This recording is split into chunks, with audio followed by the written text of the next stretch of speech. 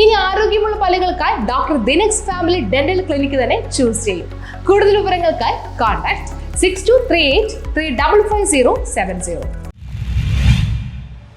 Kochi taluk library കൗൺസിലിന്റെ നേതൃത്വത്തിൽ taluk seminar മുൻ MLA ജോൺ ഫെർണാണ്ടസ് ഉദ്ഘാടനം ചെയ്തു. കൊച്ചി താലൂക്ക് ലൈബ്രറി കൗൺസിലിന്റെ നേതൃത്വത്തിൽ താലൂക്ക് സെമിനാർ നടന്നു. മതനിരപേക്ഷത കടുത്ത വെല്ലുവിളികൾ നേരിടുമ്പോൾ എന്ന വിഷയത്തിലാണ് താലൂക്ക് സെമിനാർ സംഘടിപ്പിച്ചത്. ഫോർട്ട് കൊച്ചി അമരാവതി ഗവൺമെന്റ് UP സ്കൂളിൽ സംഘടിപ്പിച്ച താലൂക്ക് സെമിനാർ മുൻ MLA ജോൺ ഫെർണാണ്ടസ് ഉദ്ഘാടനം ചെയ്തു.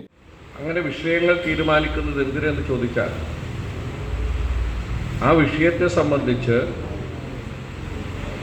നല്ല സംവാദങ്ങൾ ഉയർന്നു വരികയും ലൈബ്രറി പ്രവർത്തകർക്ക് അത്തരം വിഷയങ്ങളെ സംബന്ധിച്ച് സൂക്ഷ്മതയോടുകൂടി കാര്യങ്ങൾ മനസ്സിലാക്കാനും ഉൾക്കൊള്ളാനും കഴിയുക എന്ന് തന്നെയാണ് വൈവിധ്യമേറിയ വിഷയങ്ങൾ മുന്നോട്ട് വയ്ക്കുമ്പോൾ ലൈബ്രറി കൗൺസിൽ ലക്ഷ്യമിടുന്നത്.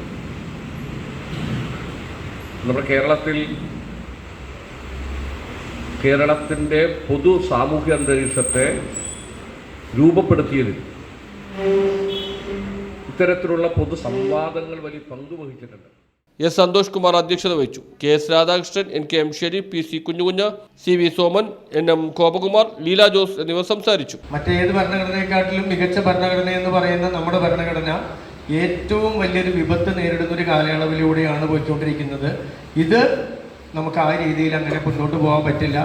ഈ വിപത്തിനെ നേരിടാൻ എല്ലാവരും ഒന്നിച്ച് രംഗത്തിറങ്ങേണ്ട ഒരു കാലയളവാണ് എന്നാണ് സൂചിപ്പിച്ചിരിക്കുന്നത്. ദയവേത് അദ്ദേഹത്തിൻ്റെ ആ ഒരു വാക്കുകളും മറ്റു ഒരു അഭിമുഖ സംഭാഷണത്തിൻ്റെ ഭാഗമായിട്ടാണ് അതിന്ന് വന്നിരിക്കുന്നത് പത്രത്തിൽ.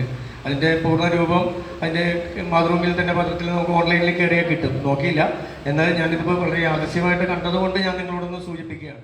News bureau, Fort Kochi.